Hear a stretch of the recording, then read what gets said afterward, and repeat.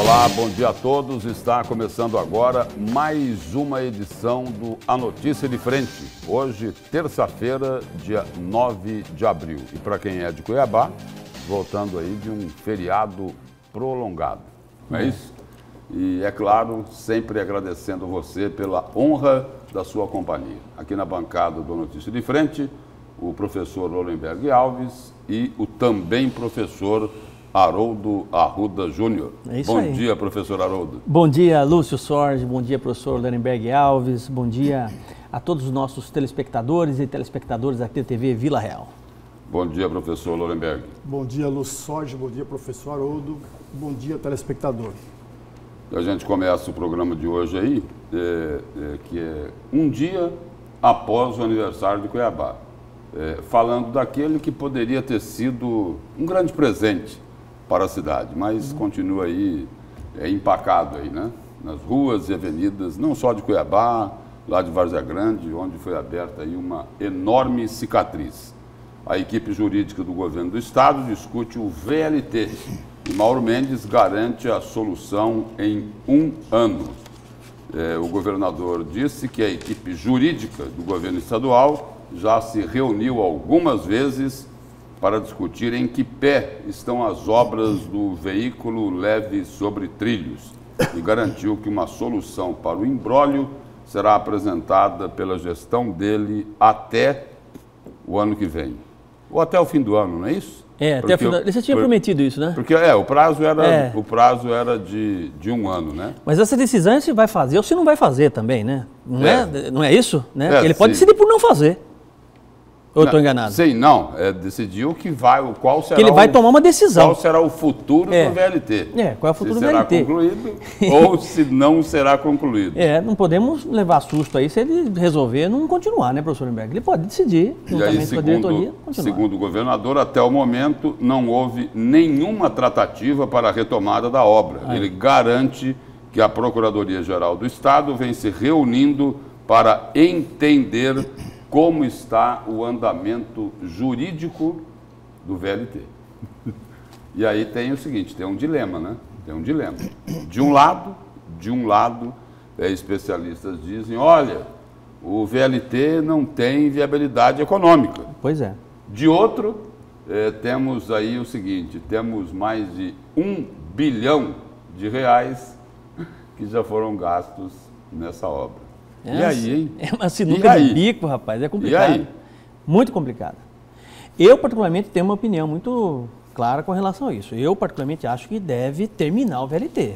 Fazer uma parceria público-privada, achar uma solução para terminar. Porque ninguém investe R$1 bilhão num sistema como esse, né? Para que não termine o VLT. Mas, infelizmente, erraram lá atrás, né? Se nós tivéssemos um sistema mais simples, não teria todo esse problema. Ou se não tivessem roubado tanto, porque no fundo, o VLT foi uma tentativa, foi criado para roubar mesmo, professor Lemberg. Essa é a grande verdade.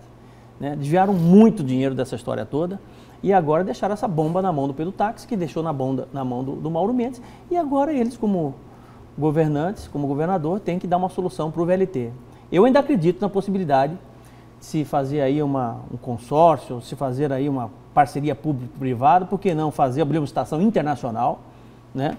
E pegar uma empresa dessa aí que possa se interessar e explorar o VLT, né? E dar continuidade. Enfim, vamos ver o que o governo vai decidir. Lúcio e o professor Haroldo e o amigo telespectador, 3 observações, a meu juízo, são importantes. A primeira delas, Lúcio, diz respeito à minha discordância com o grupo ou com as pessoas que defendem a não continuidade da obra. Por 2 razões muito simples. A primeira delas, o Estado de Mato Grosso, durante o governo Sival Barbosa, emprestou para a construção da obra, para tocar a obra, R$1.477 bilhões. Deste montante, já foram gastos R$1.066 bilhões. Portanto, é muito dinheiro gasto. É muito dinheiro. Isso fora o que o Estado está pagando. Exatamente. Manutenção. Juros, né? Não é isso? Exatamente. E para manter parado, né? Manter parado. De manutenção. Exatamente. É isso? Exatamente. O governo Pedro Táxi começou a pagar, amigo telespectador, esse empréstimo. E que não termina agora. Portanto, a meu juízo, deveria sim retomar a obra. Mas aí eu entro numa segunda questão que é muito séria. O grande erro do governo Pedro Táxi foi judicializar a obra, Lúcio.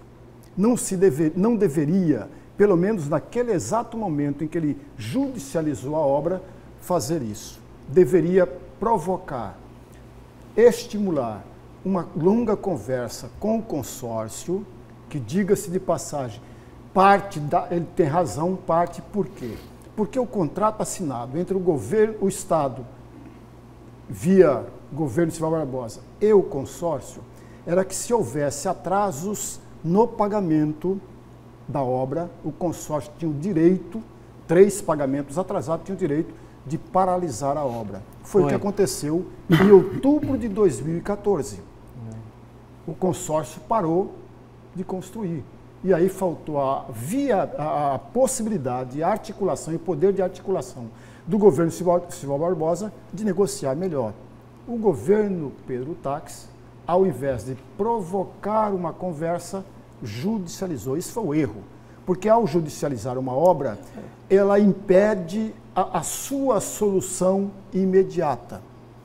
E uma segunda questão que deve ser colocada com muita clareza, é preciso... É a terceira. É a terceira. É verdade, Lúcio. É verdade. A terceira observação e última que deve ser colocada, e pode ser que eu esteja equivocado, mas nenhum governante até agora teve de fato a vontade de realizar a obra. Vou repetir, amigo. A meu juízo, pode ser que eu esteja equivocado, nenhum governante esteve interessado em terminar a obra. Nem o governo atual, muito menos o governo Pedro Táxi e pior ainda o governo Sival Barbosa. Nenhum deles estava interessado. E mais grave ainda, nenhum parlamentar, tanto estadual quanto federal, está interessado em terminar a obra. Professor... Uma obra que, a meu juízo, professor Haroldo, é importantíssima para o desenho urbanístico, o desenho arquitetônico e o desenho de trânsito da cidade.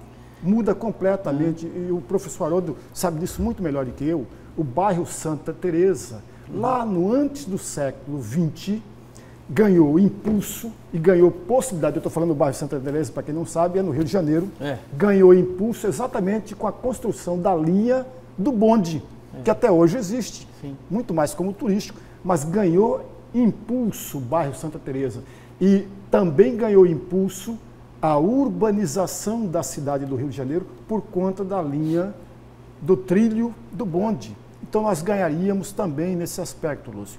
Alguém poderia falar, mas professor, economicamente o VLT é inviável. Eu discordo dessa afirmação, até porque em qualquer lugar do mundo que tem VLT, e na cidade do Porto é assim, grande parte do valor do passe ou do transporte é subsidiada pelo Estado. Portanto, está resolvido o problema. E é assim no mundo resolvido todo. Como? Com essa crise aí? Parte com essa crise? Mas isso aqui acontece. O senhor tem razão. Não, se ficar em R$10 a tarifa do VLT. O Estado tem que pagar uma parcela. É uma parcela. Isso é normal no mundo inteiro, funciona assim. Todo. Agora, sabe por que da falta de interesse, professor Weinberg? É simples. Economicamente, o Estado está quebrado. Né? Você tem que lidar com as coisas de forma prioritária, que são muito mais importantes. Tem saúde, tem educação, tem um monte de coisa para resolver. Né? Aí você ainda vem com uma conta de outro governo, de uma incompetência, de uma roubalheira de VLT, quer dizer, que você precisa resolver com dinheiro curto ainda. Quer dizer, fica muito difícil e muito complicado mesmo. Mas, enfim, uma coisa importante para nós lembrarmos, enquanto cuiabanos e matogrossenses, é que, salvo engano, professor Lemberg, Lúcio e telespectador, o custo de manutenção do VLT mensal é em torno de R$1,5 milhão. É mais do que uma folha da Santa Casa, guardadas os devidos danos e proporções da sociedade. Né? Então você vê que quando você tem um gestor sem a mínima condição de gerir valores públicos, né, realmente a tragédia é gigantesca. Daí a importância de nós tentarmos, né, escolher as pessoas certas para ocupar os lugares certos no momento certo, senão vamos colher só prejuízo. E mudando de assunto aqui, para falar agora um pouco sobre esse problema gigantesco aí dos servidores da Santa Casa aqui de Cuiabá, que, como todos sabem, permanece fechada. Os funcionários da Santa Casa de Misericórdia de Cuiabá realizaram um abraço coletivo na manhã desta segunda-feira. No aniversário da cidade, sob chuva, os 200 servidores deram as mãos em torno do prédio. O ato aí é um protesto aos 6 meses de atraso nos salários que levaram um hospital de mais de 200 anos a fechar as portas. De acordo com o presidente do Sindicato dos Servidores Públicos da Saúde de Mato Grosso, Oscarino Alves, os protestantes esperam uma resposta do Estado e do município para o pagamento dos valores em atraso e reabertura da unidade. O momento agora acho que é de torcer, né, para ver se essa novela chega ao fim, né? Essa nova diretoria... Porque esses servidores estão passando um perrengue. Eles estão não é sofrendo e sofrendo muito. Não só os servidores. Uma os família. Servidores e as famílias. Sem dúvida, Lúcio. Desses servidores, porque 6 meses de salários atrasados... Pelo amor de Deus. É difícil, hein? Um mês já é difícil, quanto mais 6. Você pensou, porque energiza, não está nem aí para você se você está recebendo em dia, se você não está recebendo em dia. Vão cortar sua luz, professor Lemberg. Vai cortar mesmo. É água, é luz, é colégio, é tudo que você tem que pagar, mercado, olha lá, dando as mãos em volta da Santa Casa. É uma situação dificílima desses funcionários, sem dúvida alguma. Se você que tem, imagine você que está em casa, né, ficar sem receber um mês de salário, já é um transtorno gigantesco, porque banco não está nem aí para você. Né? Ele vai cobrar juros, vai cobrar mora, vai cobrar tudo de você com relação a isso. Imagina uma situação dessa. Agora, um outro lado importante, mais importante de tudo, é que essa nova diretoria dê celeridade ao projeto de gestão da Santa Casa, para que isso possa ser encaminhado o mais rápido possível ao Ministério da Saúde, para que esse recurso venha o mais rápido possível e possa, de certa forma, dar uma folga para esses funcionários que estão aí. Essa é uma meta dessa nova diretoria que precisa ter celeridade, precisa virar à noite e debruçar em cima para entregar isso o mais rápido possível, para que entre um recurso novo na Santa Casa e, a partir desse recurso novo, abram-se as portas da Santa Casa de uma forma diferente, com a coisa estudada, Lúcio, né? Com receita, com despesa muito bem planejada, né? Dentro de um planilhado, né? Do que entra, o que sai, auditado. Porque senão não adianta chegar dinheiro novo sem ter um controle, professor Lemberg, um planejamento eficaz da Santa Casa, né? Porque é dinheiro público. Enfim, eu torço para que se resolva o mais rápido possível. Né? E quem está com a bola na mão agora é essa nova diretoria e eu estou confiante de que vão resolver. Olha, o que é mais triste, Lúcio, ontem a nossa cidade, a capital de Mato Grosso, a capital de todos os mato-grossenses, ela completou 300 anos de existência.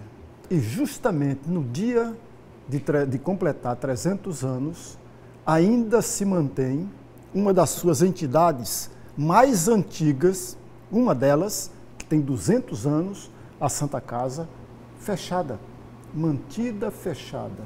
E não há, sob a minha ótica, não há nada, mais nada que venha mudar ainda esse retrato. Estudou-se uma medida lá na Assembleia Legislativa e o presidente Eduardo Botelho se comprometeu em repassar à Santa Casa 3,5 milhões para bancar parte dos salários atrasados, que é uma grande sacada. Praticamente 3 folhas. Mas a questão é a seguinte: como que essa Assembleia Legislativa vai repassar esse dinheiro? Porque a Assembleia não pode repassar diretamente para a Santa Casa. Não pode, professor? Não. Ela tem que usar, ou como emendas daria isso, mas como emenda seria o Executivo. E aí, portanto, não é mais a sobra de dinheiro dentro da Assembleia. Ou a Assembleia devolver os 3,5 para o governo do Estado e o governo do Estado, por sua vez, repassar para a Assembleia. Mas os 3,5 milhões é uma quantia ainda muito pequena pelo muito que precisa. Mas parece que o que vai Casa. ocorrer aí é que isso vai ser viabilizado através de um TAC, aí, não é? Aí em sim. termos de ajustamento de conduta, envolvendo aí o Ministério Público, aí a Assembleia Legislativa repassaria esse dinheiro à Prefeitura e a Prefeitura teria a obrigação de repassar esses 3,5 milhões de reais para a Santa Casa, e a exigência da Assembleia Legislativa é que existam garantias de que esses recursos serão utilizados para pagar, não digo tudo, né? Porque o dinheiro não é suficiente, mas que esses 3,5 milhões sejam utilizados para pagar pelo menos parte dos salários atrasados dos servidores e que não seja destinado para qualquer outra finalidade que não seja essa. Mas aí, Lúcio, eu quero fazer uma pequena observação. Essa é a exigência. Mas ele está certíssimo, tem que cobrar. Não adianta só entregar o dinheiro para a Santa Casa, seja por meio do executivo, do governo, seja por meio de emenda, se não fiscalizar isso aí, auditar, professor Lemberg, né? Você entrega e audita, mas onde que foi, pagou quem, como, quando. Né? Professor Haroldo, eu vou um pouquinho mais além. Os 3,5 milhões é dinheiro público. Ainda que seja da Assembleia, é dinheiro público. E, portanto, a meu juízo, caberia à Assembleia Legislativa indicar alguém, Lúcio, para fiscalizar se esses 3,5 milhões serão, de fato, cumprido com o que pensou a Assembleia Legislativa. Alguém da Assembleia. Deve ocorrer essa fiscalização, porque a exigência é essa. Mas o dinheiro seja o senhor fala alguém da Assembleia. Da Assembleia. Seria uma boa ideia. Alguém da Assembleia, indicado pela Assembleia, e fiscalizar para ver se de fato esse dinheiro está sendo bem aplicado. Mas se for por intermédio de um TAC, um termo de ajustamento de conduta, o próprio Ministério Público... Pode fazer isso. Pode fazer isso. Pode fazer isso. Pode. Mas eu ainda insisto no representante da Assembleia. O senhor não confia no Ministério Público? Não é isso. Não é isso. É mineiro, né? As coisas têm que ser de uma forma tão transparente. Você está certo. Que sejam os dois, pronto. Exato. Tão transparente que é preciso... O órgão está doando, está repassando esse dinheiro, tem que sim o papel de fiscalizar. Por outro lado, só para terminar, eu volto a insistir numa tese que, infelizmente, ninguém me mostrou nada ao contrário. Quando o presidente da Santa Casa, lá atrás, renunciou à presidência, deveria não apenas ele, mas toda a diretoria renunciar. Toda, sem nenhuma exceção. O que ocorre que a diretoria ainda é a mesma, continua a mesma. Mas é que diziam que o problema lá era ele. E depois, com a renúncia dele à presidência, o que todo mundo viu, que o problema não era só ele. Era muito mais. Não era isso? Exatamente. Não era essa a discussão que existia enquanto o Antônio Preza presidia a Santa Casa? Tira ele que resolve. Olha, o problema é o Antônio Preza. Ele fala demais, ele cobra demais, né? Ele grita muito, não é? Tira que resolve. Aí ele saiu e não resolveu. E os problemas passaram até maior ainda. Não, ficaram maiores ainda. Não é que ficaram maiores, apareceram. Apareceram, é isso. Apareceram. Da Santa Casa para o pronto-socorro. O prefeito adiou a inauguração e Cuiabá completou 300 anos sem o novo pronto-socorro funcionando. O prefeito da capital, Emanuel Pinheiro, admitiu que não cumprirá uma de suas principais promessas de campanha, que era entregar o novo Hospital Municipal do Pronto-Socorro, funcionando 100% no dia 8 de abril, portanto, ontem, data do aniversário dos 300 anos de Cuiabá. Emanuel Pinheiro havia feito a promessa em 28 de dezembro passado, quando promoveu um grande evento para inaugurar a primeira etapa da unidade localizada no bairro Ribeirão do Lipa. O prefeito alegou contratempos devido à envergadura da obra e a nova data de inauguração definitiva, desta vez, ficou para o dia 9 de maio, que é o dia do aniversário de Mato Grosso, que fica sendo aí a nova data que está valendo para inaugurar o pronto-socorro de Cuiabá. E aí a garantia do prefeito é a seguinte: no dia 9 de maio, ou melhor, nesse dia, que é 9 de maio, ele vai entregar 100% do Hospital Municipal de Cuiabá funcionando, inclusive já na primeira fase de funcionamento do novo pronto-socorro. Ou seja, daqui a 30 dias. 30 dias. Daqui a 30 dias. Você sabe que é prazo, porque ele era dia 8, né? 30 dias depois. É até aceitável, professor Lemberg, com relação ao planejamento de obra, uma obra dessa envergadura, né? Porque, veja bem, numa obra, num plano de gestão, você tem coisas tangíveis e coisas intangíveis, inclusive chuva. Chuva é algo intangível. Você não está prevendo, você está fazendo uma obra, entendeu? Se chover uma semana direto, você está com a obra parada, entendeu? Por conta de uma série de coisas. Então, essa intangibilidade com relação à obra, isso pode acontecer, né? Seria complicado se ele dissesse assim, olha, eu vou inaugurar esse pronto-socorro só no final do ano. Aí, realmente, era a prova cabal de que não houve planejamento algum, né? Quando você deu a notícia, eu falei assim, pronto, o Lúcio vai dizer que ele vai entregar esse pronto-socorro só no final do ano. Aí, realmente, era um problema sério, né? Mas 30 dias é aceitável. Eu acho que está dentro de um prazo aceitável. Vamos torcer para que ele consiga, né? Mas a não ser que chegue em maio. Não é o primeiro adiamento, né? Pois é. É isso que eu ia tocar nesse assunto. Pois é. Olha, o primeiro adiamento foi em janeiro, né? O prefeito erra, professor Haroldo, erra e erra grosseiramente quando determina que tal data será inaugurado isso ou aquilo. Mas ele tem que dar uma data, não tem, professor? Não, porque quando a situação está muito complicada e muito difícil, não está fácil para ser resolvido, não tem que colocar data, tal dia eu vou entregar. Quantas vezes ele fez isso? Isso provoca desgaste à sua própria administração. Concordo. E o que é mais grave ainda, professor Haroldo, pode, além desse desgaste, pode trazer insatisfação ainda maior por parte dos munícipes, não apenas cuiabano, mas de todo o estado de Mato Grosso. Você cria uma expectativa, né? Exatamente. Daqui a pouco, grande parte da população não vai mais acreditar no que falar o prefeito, com a hipótese de que não será cumprido no dia 9. Veja, dia 9 de maio tá é aí. hoje e aí não cumpriu. Tá aí, tem 30 dias. Você vai ter uma imensa maioria da população simplesmente descrente de tudo que vem a falar o prefeito. Portanto, ele não deveria marcar tal data eu vou inaugurar 100%, tal data vai fazer isso, tal data... Não. Nós vamos inaugurar, nós estamos acelerando o processo e pronto. É a melhor saída. E vem aí as bombas de Alain Malufi. Ai, meu Deus. A Procuradoria-Geral da República manda delação do empresário ao 1º grau aqui em Mato Grosso, a Justiça de 1º grau. A Procuradora da República, Raquel Dodge, solicitou ao ministro Marco Aurélio de Mello, do Supremo Tribunal Federal, que a integralidade da delação premiada do empresário Alain Malufi seja remetida de forma imediata para a 7ª Vara Criminal de Cuiabá, sob a responsabilidade do juiz Jorge Luiz Tadeu. Na delação, Alain Malufi alega ter sido operador financeiro de Caixa 2 da campanha do ex-governador de Mato Grosso, Pedro Taques, em 2014, detalhando os meios realizados para que Taques recebesse mais de 10 milhões em Caixa 2 durante as eleições daquele ano.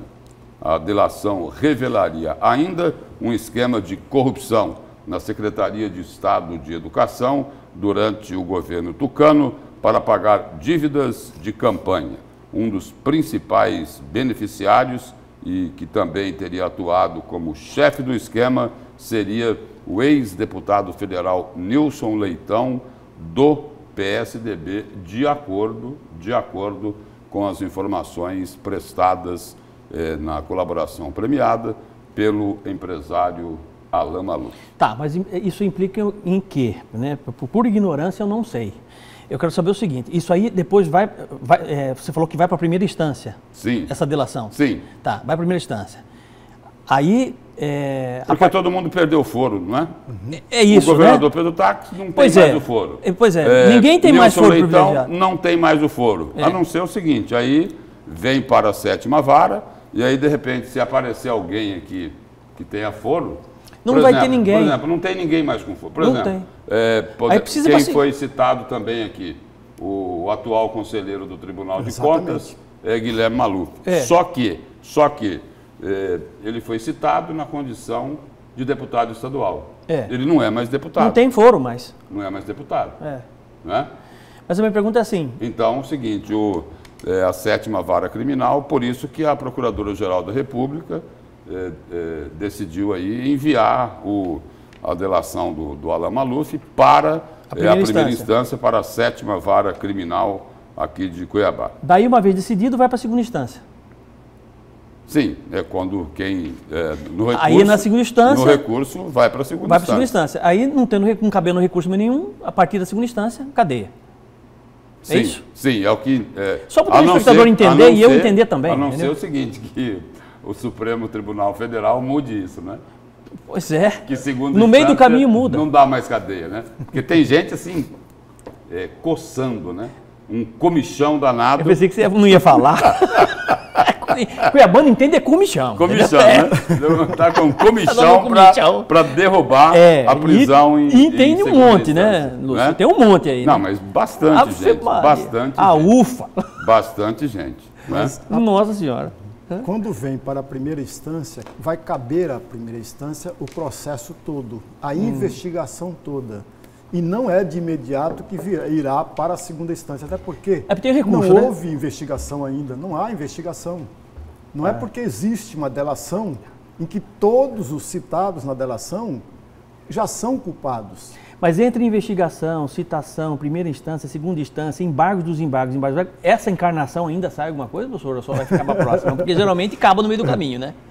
Essa é a verdade. Geralmente acaba no meio do caminho. Mudam as regras no meio do caminho, né? E acaba não dando em nada. O grande problema de tudo isso, professor Haroldo, é a descontinuidade das investigações. Quer um exemplo?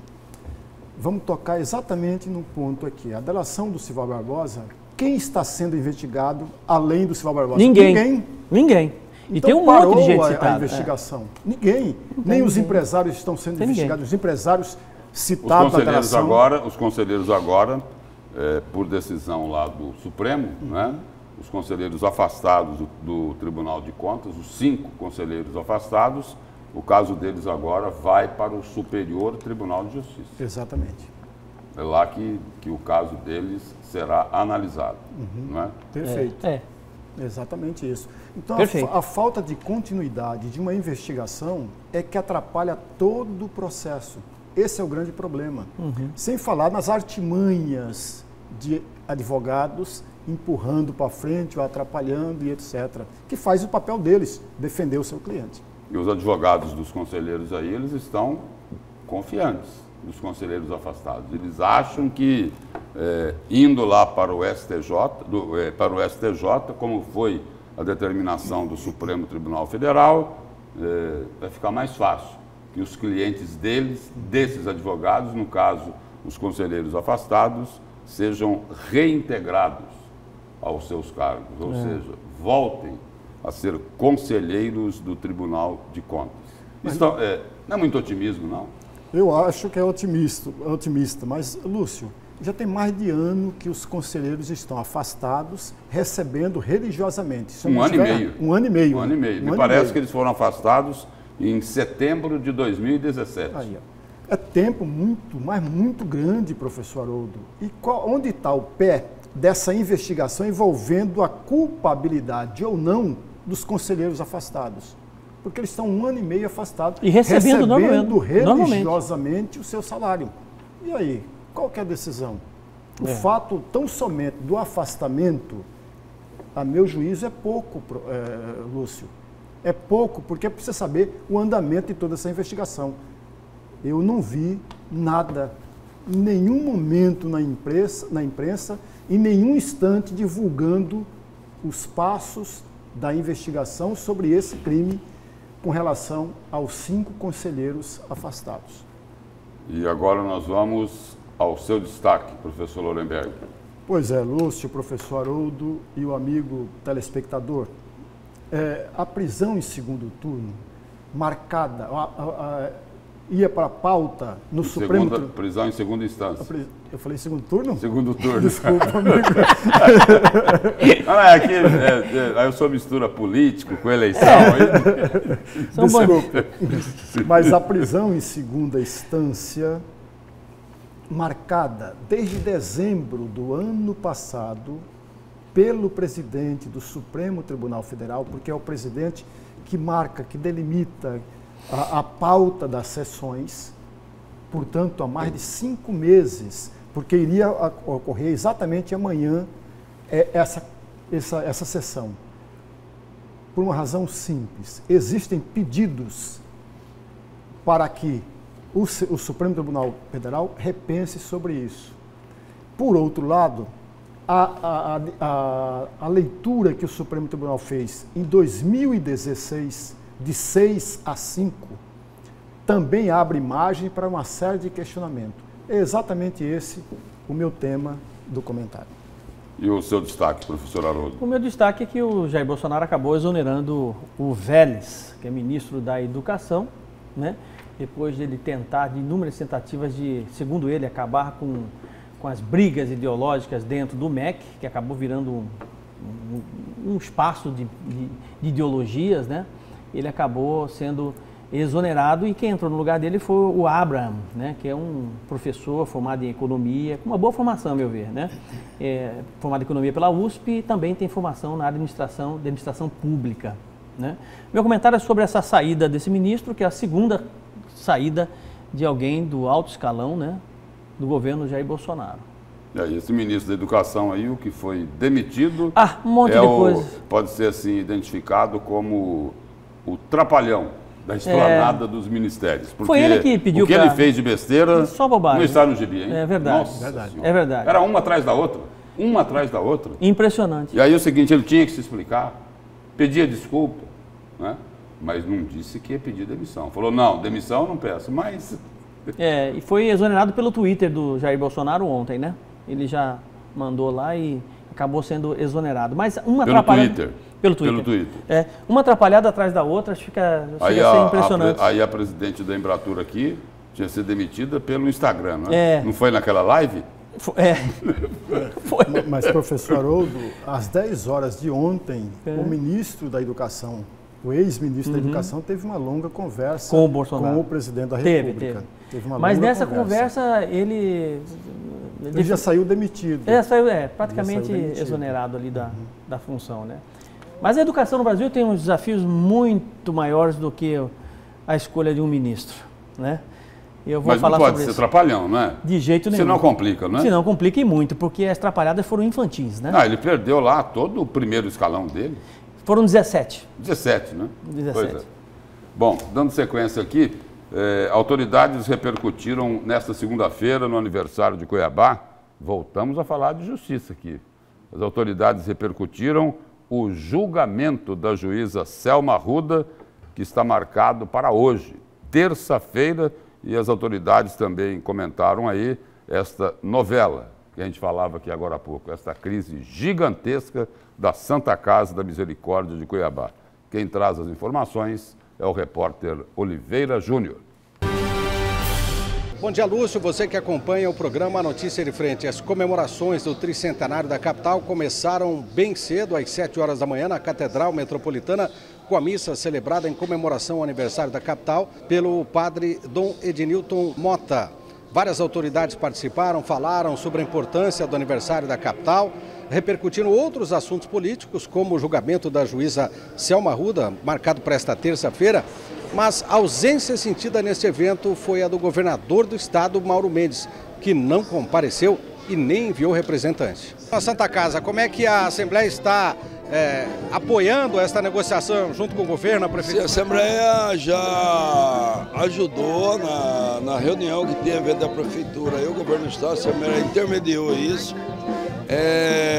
Na doação dos primeiros recursos para começar o trabalho, a Assembleia já tentou também, e a Assembleia está participando e acompanhando com a Comissão de Saúde, com os deputados, todo o andamento desse processo. Eu estou pronto para, mesmo a Santa Casa devendo para a Prefeitura, num acordo com o Ministério Público e Tribunal de Contas, estou pronto para ajudar, junto com a Assembleia, a repassar o recurso para especificamente nesse momento para pagar os salários dos funcionários que estão passando necessidade. Enquanto isso, continuamos a conversar com o governo do estado, com o governo federal, e com a sociedade para buscarmos alternativas de salvar Essa que é uma instituição bicentenária e é um patrimônio da Cuiabani e da saúde pública da capital e do estado. A sua expectativa em torno do julgamento da juíza Selma Arruda nessa terça-feira? Aí temos que aguardar. A decisão da justiça é soberana. Certamente vão fazer aquilo que está correto.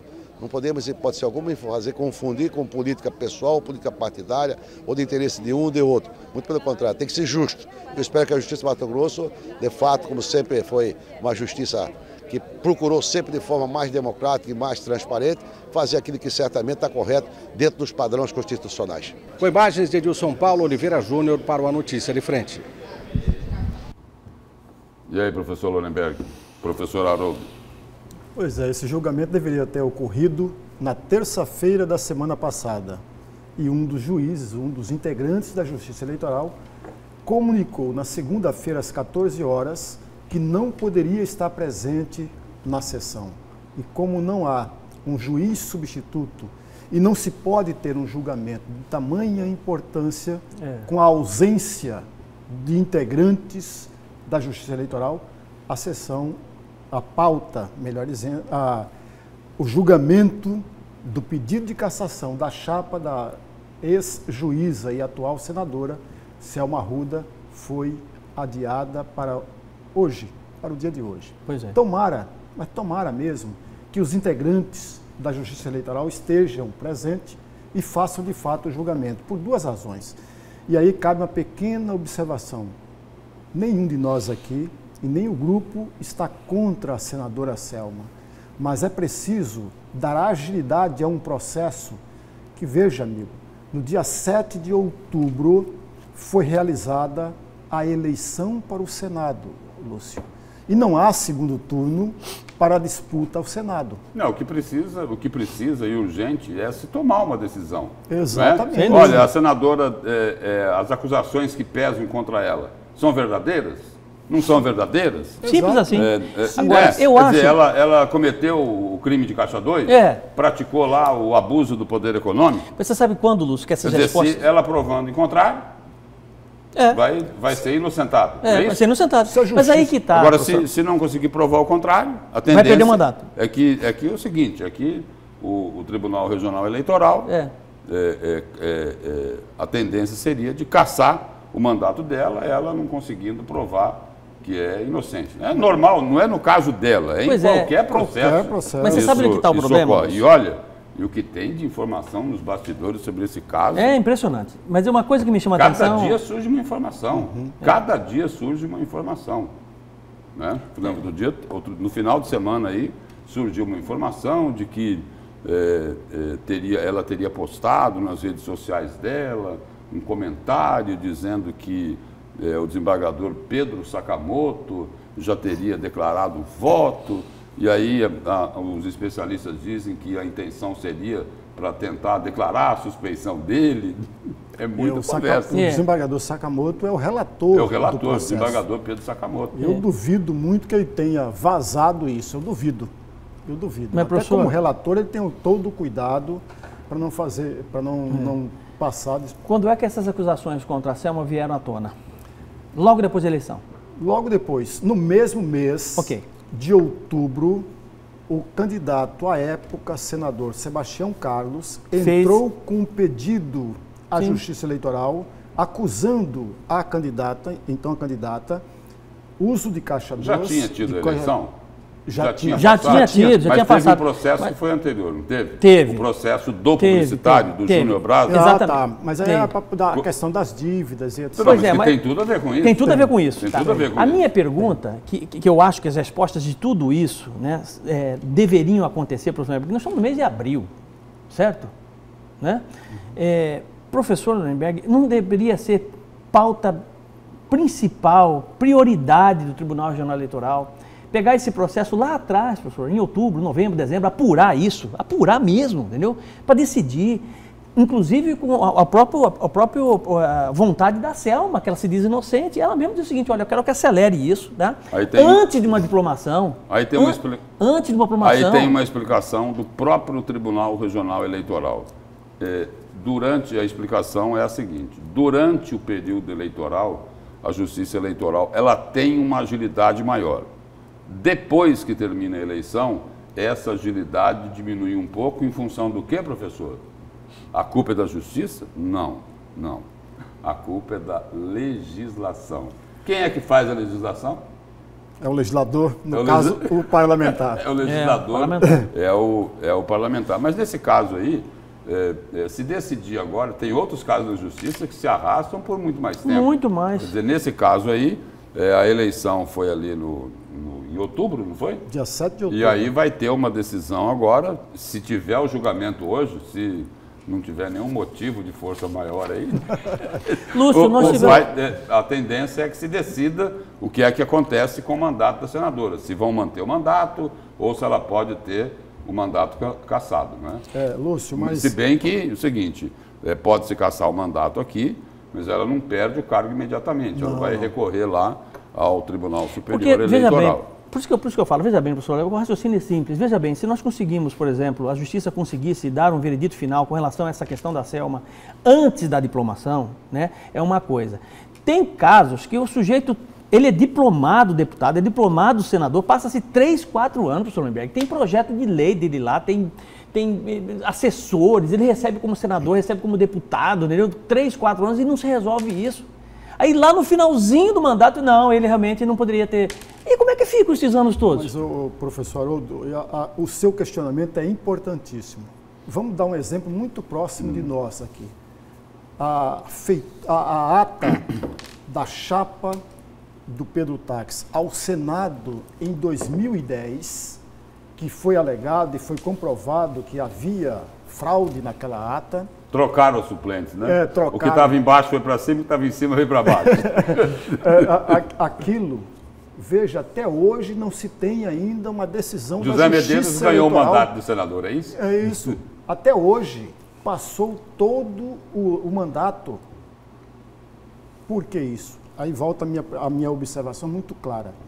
A Justiça Eleitoral, professor Haroldo, de acordo com a minha leitura, é o setor do judiciário mais organizado, mais disciplinado de todo o judiciário. Só que tem um detalhe. Quando começa o ano eleitoral, sabe como, amigo? Baixa-se, a Justiça Eleitoral Federal baixa uma resolução. Naquela resolução está todo o disciplinamento do ano eleitoral. Cumpre-se religiosamente tudo aquilo. Quando divulga a lista dos eleitos, começam os problemas. Sabe por quê? Porque não há uma programação, um planejamento de prioridades dentro do julgamento da Justiça Eleitoral. E os políticos, de uma forma geral, professor, só contribuindo aí com o seu raciocínio, os políticos, de uma forma geral, eles não estão nem aí para a Justiça Eleitoral. Eles não se preocupam com ela. Se preocupam, mas muito pouco. Porque as penalidades acabam sendo brandas demais, né? A não ser em casos que têm uma gravidade maior, como é esse caso da senadora Selma de Arruda. E tem uma informação aí de bastidores que é extremamente interessante sobre esse julgamento que está previsto para hoje. O ex-ministro do governo Dilma Rousseff, José Eduardo Cardoso, que foi ministro da Justiça, poderá estar presente no julgamento desta terça-feira, que poderá, como a gente dizia aqui, que pode, uma das hipóteses é de cassação do mandato da senadora Selma Arruda e dos suplentes dela. A outra hipótese é não cassar o mandato e ela ser inocentada. Bom, nesse julgamento do Tribunal Regional Eleitoral de Mato Grosso, a informação que tem nos bastidores é que José Eduardo Cardoso faria a sustentação oral da defesa do ex-vice-governador Carlos Fávaro, que Fávaro faz parte da ação e ele disputou o pleito e ficou em terceiro lugar. Está ficando emocionante esse caso, né? Tá. Não é? Hollywoodiano, né? Não é isso? É. A senadora já preocupada lá com o julgamento no Tribunal Superior Eleitoral, já estaria contratando o ex-ministro do Supremo Tribunal Federal, não é isso? Carlos Aires de Brito, é isso? E aí essa informação aqui de que o ex-ministro da Justiça do governo do PT, José Eduardo Cardoso, também participaria como advogado, né? Ele é um brilhante advogado, sim, né? Ele participaria aí desse julgamento de hoje no Tribunal Regional Eleitoral. Eu digo esse julgamento de hoje, se não tiver nenhum probleminha de motivo de força maior, porque era uma palestra, né? Era uma palestra, não é? Se não tiver nenhuma palestra, vai ter o julgamento hoje. E nós vamos agora ao nosso intervalo comercial e a Notícia de Frente volta daqui a pouquinho.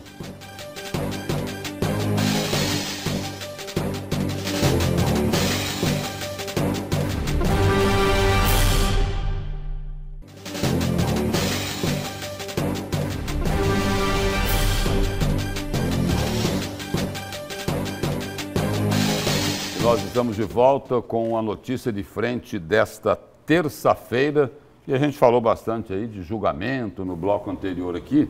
E aí só para registrar aqui, a situação do ex-ministro Blairo Maggi continua inalterada, ou seja, ele não tem ganho uma na justiça. E de novo, quem aparece na fita aí é a Procuradora-Geral da República, Raquel Dodge. A Procuradora-Geral da República manifestou-se contrária ao envio, olha o que a gente falava aqui agora há pouco, professor, professores. A procuradora manifestou-se contrária ao envio das investigações contra o ex-senador Blairo Maggi, no âmbito da Operação Ararate, para a Justiça Eleitoral. É lá que Blairo Maggi, Sérgio Ricardo, né? Todo mundo quer lá agora. Querem ser julgados pela Justiça Eleitoral. Quando todo mundo diz o seguinte, olha, tudo bem, a decisão do Supremo Tribunal Federal foi baseada na lei. Só que todo mundo sabe que falta estrutura, né? Para a Justiça Eleitoral, melhores condições para apurar esses crimes de Caixa 2, né? Lúcio, mas tem que deixar... Como corrupção, lavagem de dinheiro, que tenha conexão com o processo eleitoral, né? Mas é preciso que nós façamos uma pequena observação, até para ajudar na reflexão do nosso amigo telespectador. Nem todo crime cometido por políticos, professor Haroldo, está envolvendo a questão eleitoral. Quer um exemplo? Vamos dar um exemplo exatamente na delação do Sival Barbosa, que envolve o ex-ministro Blairo Maggi. A compra da vaga no Tribunal de Contas do Estado. Mas é esse o caso. Não tem nada a ver com o jogo eleitoral. Esse é o caso. Eles querem que isso tenha a ver com o processo eleitoral. Não tem nada a ver. Quer dizer, comprar uma vaga ali pela denúncia por 12 milhões de reais. Com dinheiro público. Dinheiro público que saiu de factory, que é fiscalizada por quem? Pelo governo federal, não é? Quer dizer, é o mercado financeiro, não é isso? Exatamente. Quer dizer, crimes contra o mercado financeiro Banco Central, têm que ser julgados pela Justiça Federal. Exatamente. É o que a procuradora Raquel Dodge já está rouca de tanto falar isso e continua insistindo. Continua insistindo. Antes, o ex-ministro Blairo Maggi queria ser julgado aqui pela Justiça Estadual. Ele falou, olha, não tem base, tem que ser lá na Justiça Federal. Aí voltou, falou, não, com a decisão do Supremo agora, Blairo Maggi quer ser julgado na Justiça Eleitoral. Ela falou, negativo, o seu lugar é a Justiça Federal, com Jefferson Schneider. Por que é que estão com receio da Justiça Federal julgar, hein, professor? É porque o juiz Jefferson Schneider já condenou outras pessoas esse é bom. Esse gosto no mesmo dele. caso? Foi meu colega de sala de aula. Sempre foi assim, o Jefferson Schneider. Sempre foi. Linha dura, correto. Enfim, estão com medo do Jefferson Schneider. Com certeza. E a Raquel Dodge, que também é outra pessoa séria, professor. A Raquel Dodge, gosto demais dela. Ela diz assim, o argumento que a defesa do Blairo Maggi é inconsistente e contraditório, quando pede esse tipo de remanejamento, vamos dizer assim. Porque não tem nada a ver, não tem nada professor. A ver. Não tem nada a ver a compra da vaga no Tribunal de Contas do Estado, não tem nada a ver com a questão eleitoral. Então é preciso deixar muito claro, assim como também não tem nada a ver a questão do triplex envolvendo Lula. Não tem nada a ver com a questão eleitoral. Portanto, jamais deverá ser colocada nenhum desses dois processos na Justiça Eleitoral. Mas o triplex era do Lula, né, professor? Não, eu estou dizendo o jogo eleitoral não tem nada a ver. É propina mesmo e acabou. E aí vai para a Justiça Federal. Simples assim, Lúcio. É isso aí, professor. Vamos aos nossos parceiros, aos cúmplices do A Notícia de Frente, como diz Edivaldo Ribeiro. Temos uma lista boa aqui de cúmplices, viu, Lúcio? Vamos a ela. Ademildo Galvão, Alessandro, do bairro Baú, Fernando, Três Poderes, Aquibaldo, de Barra do Bugres, Auricleia, Cinturão Verde, Saulo de Souza, Altos do Cochipó, Júlia, do bairro Goiabeiras, Terezinha, Jardim Passaredo, Cláudio, em Vera, Jaime Filho, de Rondonópolis, Robson Cabral, Carlos, do Jardim Florianópolis, João Rosa, do bairro Dom Aquino, Armando Franco, Primavera do Leste, Gersina, do bairro Bela Vista. A Prefeitura de Cuiabá vai entregar entre os meses de abril e maio cerca de 3.800 títulos de posse definitiva de imóveis. A regularização fundiária é um desafio na capital tricentenária. Os detalhes com o repórter Oliveira Júnior. Bom dia, Lúcio. Você que acompanha o programa Notícia de Frente, as comemorações do aniversário de Cuiabá tiveram sequência no bairro Dr. Fábio II, quando a Prefeitura de Cuiabá entregou mais de 2.000 títulos de posse definitiva de moradores aqui da região, também do Altos da Serra. Na oportunidade, o secretário de Habitação, Air Praeiro, confirmou um número absurdo, cerca de 60% dos lotes das áreas da capital não tem o título definitivo. Cuiabá é uma cidade natural, né? E como ela é natural, ela veio de um processo de posse, né? De ocupações, às vezes clandestinas, às vezes não.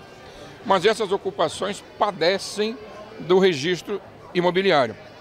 Por essa razão é que a visão social do prefeito determina que nós movimentemos a máquina pública municipal e façamos uma grande licitação chamada Guarda-Chuva, onde deverá abranger grandes bairros de Cuiabá. Por exemplo, Dom Aquino, por exemplo, Santa Isabel, o Praeiro, às vezes até algumas áreas nobres do centro de Cuiabá não têm o título porque eles dispõem apenas do que antigamente se fornecia, que era uma carta de aforamento. Daí a ilegalidade. Vamos entregar 2.000 títulos definitivos de propriedade. Você imagina a realização de um sonho dessas famílias. Leva uma vida inteira e fica aquela angústia, aquela preocupação. Eu envelheci, eu posso morrer e eu não consigo realizar meu sonho de deixar nem como herança a minha casinha para minha filha, meu neto, minha neta, meu marido ou minha esposa. Isso é desalentador. A gente lutou a vida inteira para poder conseguir um lugarzinho para morar. Agora, depois de 65 anos, a gente conseguiu um documento que vai provar que você está quietinho no seu lugar, é muito bom. Com esse documento vai dar mais segurança, ele vai ter sua propriedade legítima, né? Que pode hoje fazer um financiamento, dividir com herdeiros, então eles estão muito felizes. A meta do prefeito Manuel Pinheiro é entregar mais 1.000 títulos ainda neste mês do aniversário da capital e outros bairros que serão divulgados futuramente. Tudo que eu puder fazer para ampliar o programa Meu Lar, Minha Conquista, para que mais famílias realizem o sonho de ter o seu título definitivo de propriedade, eu vou fazer. Com imagens de Edilson Paulo Oliveira Júnior para o A Notícia de Frente. E por falar em Cuiabá, por falar em prefeitura, tem uma declaração aqui interessante do correligionário do prefeito Emanuel Pinheiro, do deputado federal licenciado, né?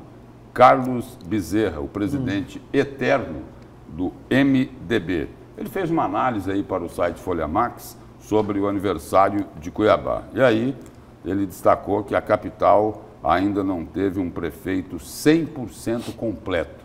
Diz que, olha, Cuiabá não teve até agora nenhum prefeito top. Ou seja, é quase meia boca, né? Aí ele disse o seguinte, que dos prefeitos todos, alguns foram médios, mais ou menos, mas assim, top, ele disse que não lembra de nenhum que fizesse um trabalho popular.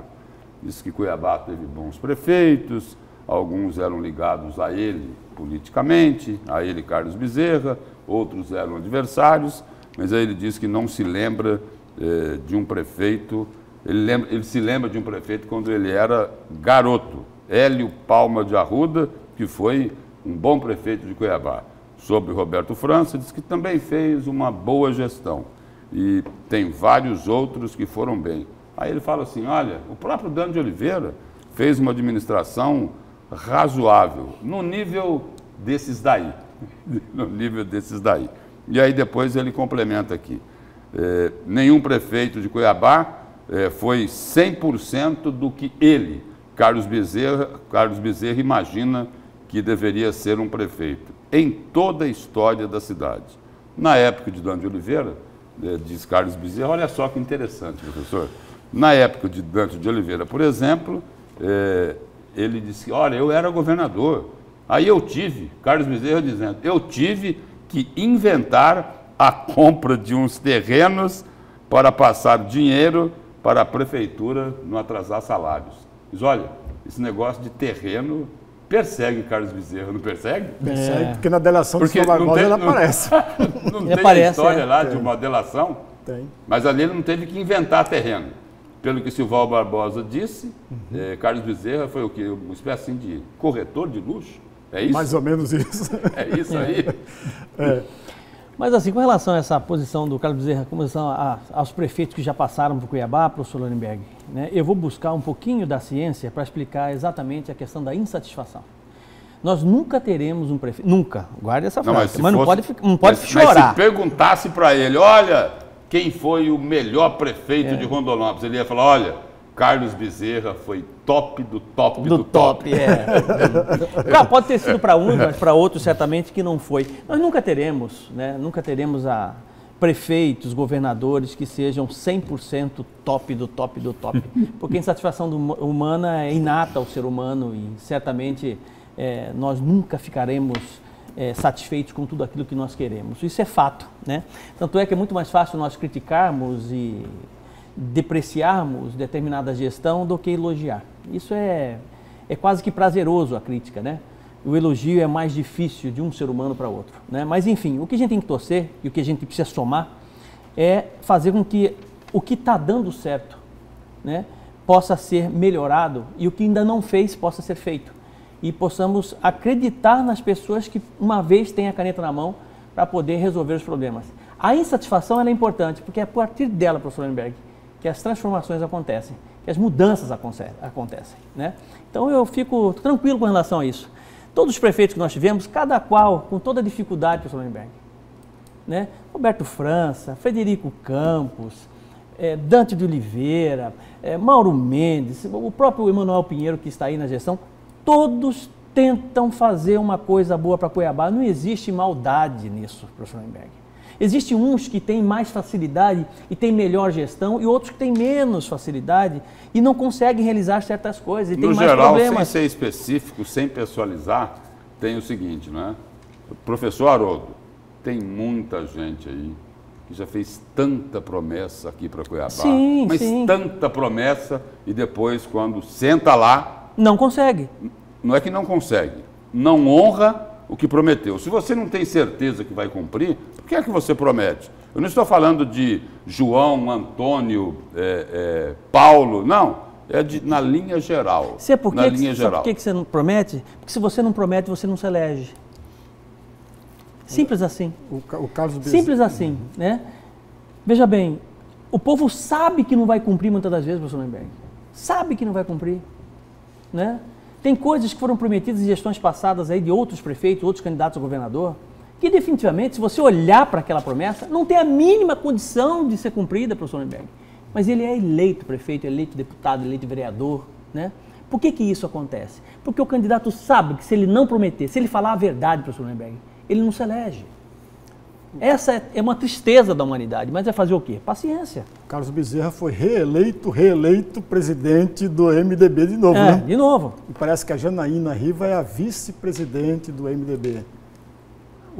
Quem foi, professor? O senhor deve ter uma boa memória. Quem foi presidente do MDB antes de Carlos Bezerra? O senhor se lembra disso? Lembro. Quem foi? Eu não sei. Mas faz Gilson tempo. de Barros. Mas faz tempo. Faz muito tempo, mas Faz muito tempo, tempo. né? Mas muito tempo. O Carlos Bezerra, relembrando um pouco, o Carlos Bezerra cita aí um prefeito dos anos 50, que é o Hélio Palma, que entrou depois do Garcia Neto, quando prefeito. Ele foi longe, né? Ele foi longe para buscar um representante daquilo que ele achou que foi um bom prefeito na época dele, da juventude dele, né? Bom, tá uma boa memória ele, né? Professor Haroldo Arruda, é o seu destaque, não é? Vamos lá, não é discurso, né? Que outro dia eu falei discurso, professor, né? Meu discurso, é o meu destaque. Imagine você que um ministro da Educação deu uma declaração, dentre várias atrapalhadas, uma atrás da outra, né? Deu uma declaração que realmente foi, acho que a gota d'água para a sua própria exoneração. Ele disse que os brasileiros fora do seu país são como canibais. Roubam tudo, levam pertences dos hotéis, levam sabonete, levam canetas, levam tudo que podem, inclusive salva-vidas de aviões, né? E muitas outras coisas. E que ensino superior é só para privilegiados, é isso? Exatamente. Não é isso? Isso, exatamente. Só para cidadãos de primeiríssima categoria? Exatamente. É isso? Ele ficou incorporado... Tipo assim, o filho do trabalhador vai fazer outra coisa. Universidade é para os bacanas. É mais ou menos isso? É bem isso mesmo, quase que uma reencarnação do Barão de Montesquieu, que queria que... que só os que tivessem renda pudessem participar da vida política, né? O que é extremamente lamentável, e também tinham direito à educação, né? Mas, enfim, foi exonerado o Vélez não só por isso e por muitas outras atrapalhadas, inclusive aquela questão de se pedir que filmem as crianças cantando o hino nacional e também dizendo Brasil acima de todos e Deus acima de tudo, num negócio desse, aquele slogan de campanha do Bolsonaro. Enfim, foi exonerado, ele que, segundo ele, tentou desmantelar quase que uma quadrilha ideológica dentro do MEC, né? E uma dificuldade muito grande nesse sentido, segundo ele, acabou relatando aí a imprensa e a própria Veja também como um meio de comunicação. Bom, assume agora um novo ministro da Educação, Abraham, ele que tem uma formação em economia, uma boa formação em economia, também uma boa formação em administração pública, né? E espera-se que dê um novo encaminhamento para as questões ligadas à educação nesse país. Eu já disse por inúmeras vezes que... Ele vem do mercado financeiro. Vem do mercado financeiro, ele já tinha sido secretário executivo na Casa Civil do próprio governo Bolsonaro, participou da campanha, quer dizer, tem uma ligação direta com o Bolsonaro, né? Mas eu acho que o desafio é muito maior do que aquilo que nós imaginamos com relação à educação em nosso país, né? Muitos dizem que as universidades estão aparelhadas, né? São com muitos movimentos de esquerda. Eu não vou levar para esse lado porque eu acho que não é por aí. Nós temos um problema de educação no nosso país que vai muito além daquilo da troca de um ministro, professor Weinberg, né? Ou da troca de um gestor. Nós precisamos revitalizar, ou melhor, fazer uma releitura do sistema educacional brasileiro, que, a meu ver, ainda está passando por uma dificuldade muito grande, né, e com um modelo meio já anacrônico, meio ultrapassado. É preciso que se faça uma releitura do papel do professor em sala de aula, da maneira com que o professor está lecionando em sala de aula e que, sobretudo, tenha-se um pouco mais de carinho com o sistema de educação brasileiro, valorizando os profissionais ligados à área de educação. Se não fizer isso, porque definitivamente o único caminho transformador para um país é a educação, e eu não tenho dúvida que se nós tivermos governantes, ministros comprometidos com a educação, certamente nós teremos um país melhor daqui a 30 anos, porque a educação não se resolve da noite para o dia. Se nós tivermos um bom presidente, um bom gestor, um bom ministro e pessoas técnicas e capacitadas com esses compromissos que eu elenquei aqui, certamente nós teremos um país melhor nos próximos anos, porque não tem outro caminho. Países de primeiro mundo sempre melhoraram, saíram do fundo do poço justamente com investimento na área da educação. Uma educação transformadora, que transforma a sociedade como um todo. Eu acredito que existe uma tentativa por parte do governo Bolsonaro de se valorizar, de se tentar melhorar a área da educação, e vamos torcer para que funcione, né? E aí, professor, alguma consideração aí? Não, só para completar, é uma frase só. O atual ministro da Educação fez parte da campanha da Marina Silva em 2014 à presidência da República. E ele e o irmão são muito ligados ao atual governo Jair Bolsonaro. Os dois trabalham exatamente na Casa Civil. E um destaque aqui do governo federal. Bolsonaro sanciona sem vetos a lei que altera regras do cadastro positivo. O projeto foi aprovado pelo Senado em março. O cadastro positivo é um banco de dados com informações sobre o histórico de crédito dos consumidores. E o presidente Bolsonaro sancionou nesta segunda-feira, lá no Palácio do Planalto, sem vetos, essa lei que altera as regras para a inclusão de consumidores no chamado cadastro positivo.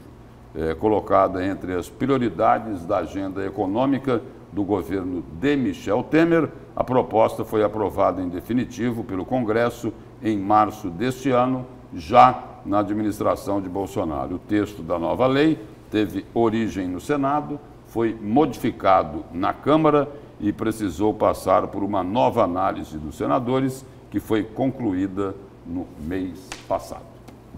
Essa é a informação. É bom isso, não é, professor? Bom, muito bom. É bom, claro. Quanto menos desburocratizar as coisas no país, é sempre bem-vinda. Aliás, devemos trazer de volta para o governo o Hélio Beltrão, que ficou famoso na questão de desburocratizar as coisas no Brasil. Não deu certo lá e não está dando certo agora, porque tem muita coisinha que atrapalha todo o andamento, todo o processo. E no fundo, professor, exatamente essa burocracia é um dos princípios, o senhor vai achar, o senhor sabe até melhor do que eu sobre isso, dentro do plano da corrupção, o terceiro plano, que é o da corrupção sindrômica, a burocracia é uma delas. A burocracia facilita a própria corrupção, né? E que, infelizmente, o país tem de sobra. E um outro destaque aqui é do portal Gazeta Digital, da tarde de ontem. A gente falava aqui agora há pouco sobre Cuiabá, não é? Com os comentários aí de Carlos Bezerra, sobre os prefeitos que Cuiabá teve. Agora o assunto aqui do portal Gazeta Digital, publicado no final da tarde de ontem, início da noite, é sobre a próxima eleição.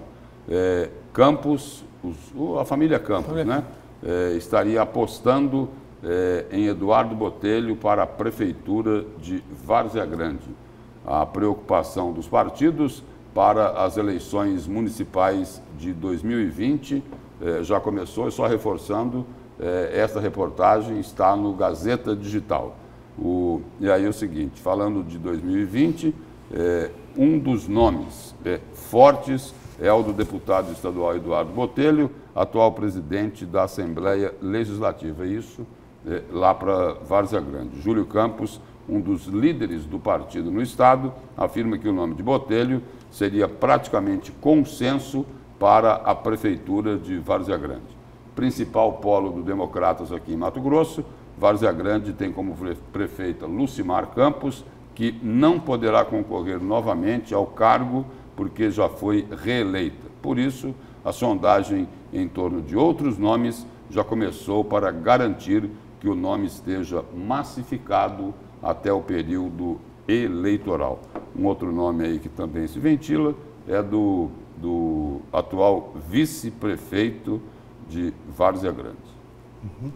Entre todos os nomes cotados ou não cotados para a prefeitura de Várzea Grande, professor Haroldo, em 2020, o Eduardo Botelho, presidente da Assembleia Legislativa, sob a minha avaliação, é o mais forte de todos esses candidatos. E o DEM, Lúcio, jamais vai abrir mão desta possível candidatura, a menos que o presidente da Assembleia resolva a não sair candidato. Como também eu tenho praticamente eu não tenho praticamente nenhuma dúvida a respeito da candidatura a prefeito em Cuiabá do próprio DEM. O DEM não vai abrir mão de disputar prefeituras nas cidades polos do Estado, até para fortalecê-lo, Lúcio, como partido, porque antes da eleição do Mauro Mendes ao governo do Estado, o DEM, em número de filiados, era o partido com maior número de filiados. Agora não, coisa que não acontecia em outros anos. O DEM tem o governo do Estado e a possibilidade de manter alguém do seu partido na prefeitura de Várzea Grande e disputar com real condição de vitória a prefeitura de Cuiabá, coisa que não ocorria. Um dos nomes que também é citado lá em Várzea Grande é do vice-prefeito, do atual vice-prefeito José Razama, é isso? Razama. Razama, não é? Exatamente. E aí a pergunta que se faz é a seguinte, né? É um questionamento que existe e vocês podem me ajudar aí no raciocínio. Eduardo Botelho, ele já é um político que tem voo próprio, não é isso? É, sem dúvida. É isso? Presidente da Assembleia Legislativa, deputado estadual pelo segundo mandato, tem se destacado aí como um grande articulador e tem voo próprio. Aí o questionamento que eu coloco é o seguinte, ele se adequa lá em Várzea Grande, sendo um político com voo próprio? E aí, professor Norenberg, deu para entender a pergunta? Deu, não deu? É uma grande pergunta. Não é isso? Exatamente, é uma grande pergunta. Eu não saberia responder. Não tenho matéria-prima suficiente para responder essa pergunta, porque realmente é uma pergunta muito bem colocada. Em linhas gerais, o Lúcio está nos provocando a reflexão. Será que na prefeitura... Eu vou preparar para responder. Na prefeitura de Várzea Grande, o Eduardo Botelho vai seguir as regras ou não. Ou vai ter voo próprio? Ou vai continuar sendo voo próprio, viu, Lúcio? Eu Ou acho seja, difícil. Vai obedecer às indicações do senhor Jair de Campos. Trocando em miúdos, exatamente. E nós vamos agora ao nosso intervalo comercial e o A Notícia de Frente volta daqui a pouquinho.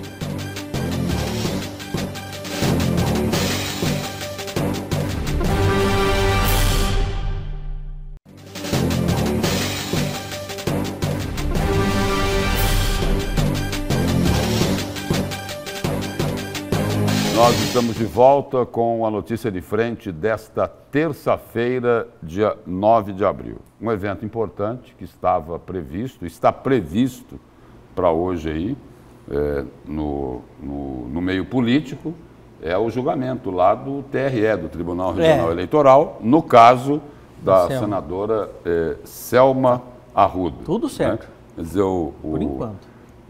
Está previsto aí esse julgamento, né? Ele havia sido adiado lá na semana passada, porque um juiz, por motivo de força maior, não compareceu.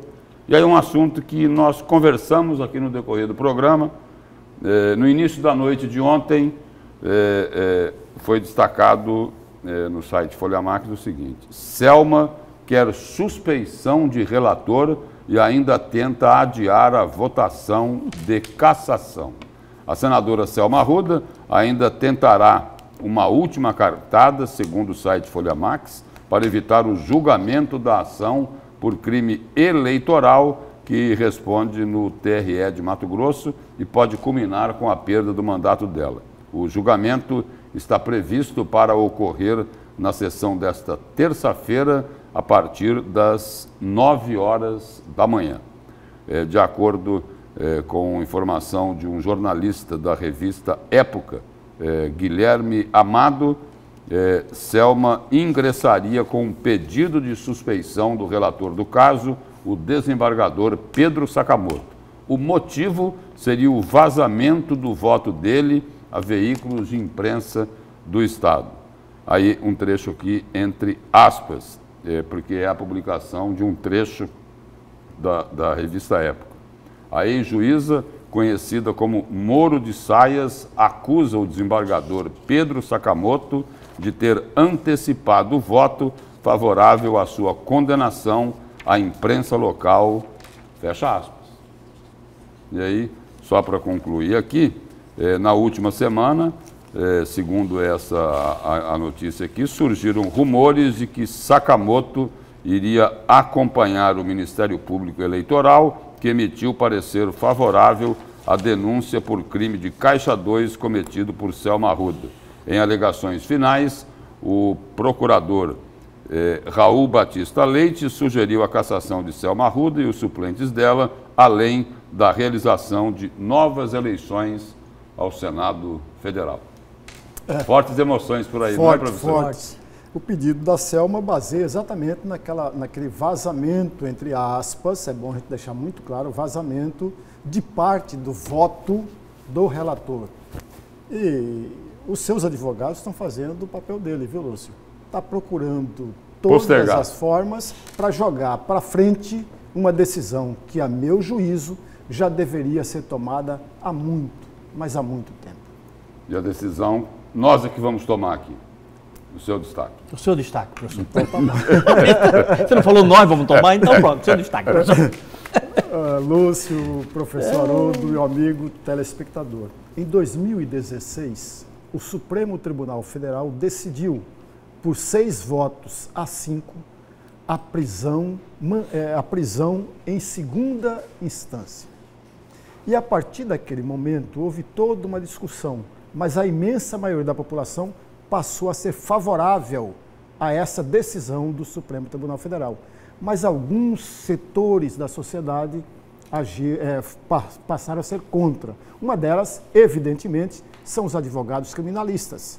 Eles não aceitam e não querem. Aliás, a OAB foi uma das instituições, das entidades, que foi até o Supremo Tribunal Federal para pedir o adiamento dessa decisão que deveria ser no dia 10 deste mês. E não apenas a OAB fez isso, mas também o partido, o PCdoB e o Patriota. Ambos, ou esses 2 partidos, é contra essa decisão do Supremo Tribunal Federal em 2016, a manutenção da prisão em segundo turno. Traduzindo da segunda instância, eu estou bom com o segundo turno, né? Só para que o amigo telespectador possa entender melhor. Lembra-se, quando o juiz Sérgio Moro decidiu pela condenação do Luiz Inácio Lula da Silva, ele não decretou a prisão do Luiz Inácio Lula da Silva. Ele jogou para a decisão para a segunda instância, lá do TRF4. É exatamente isso que defende o Supremo Tribunal Federal. Aliás, o Luiz Fux, o ministro Luiz Fux, que é vice-presidente do Supremo Tribunal Federal, olha as palavras que ele disse em defesa da prisão em segunda instância. Entre aspas, a presunção de inocência não tem vinculação com a prisão, tanto que a Constituição permite prisão preventiva, prisão provisória e prisão em flagrante. O ministro está coberto de razão. Se o amigo quiser, observe, por exemplo, a Constituição, Lúcio, o artigo 5º, inciso 61. Lá fala, no inciso 61, em 2 tipos de prisão. A prisão em flagrante e a prisão por ordem de uma autoridade judicial. E o juiz é, de fato, uma autoridade judicial. E esse é o seu comentário. E aí, professor? Como diz o americano, that's it. Fim. Na posição da OAB aí, é uma posição corporativa. Exatamente. É isso? Exatamente. Defendendo o trabalho os seus associados da categoria. Tá certo. E aí é contra a E os segunda partidos instância. ligados ao PT agem na defesa do ex-presidente Lula. E os advogados sendo Sem contra novidade a nenhuma. segunda instância é justamente para postergar, né? E ter mais tempo de lida. vamos E dizer assim. nós não podemos mais postergar. Zero. Chegamos ao final da Notícia de Frente desta terça-feira. Obrigado, professor Obrigado, Haroldo. Deus. Obrigado, professor Lorenberg. Nós estaremos de volta amanhã. Até lá e um bom dia.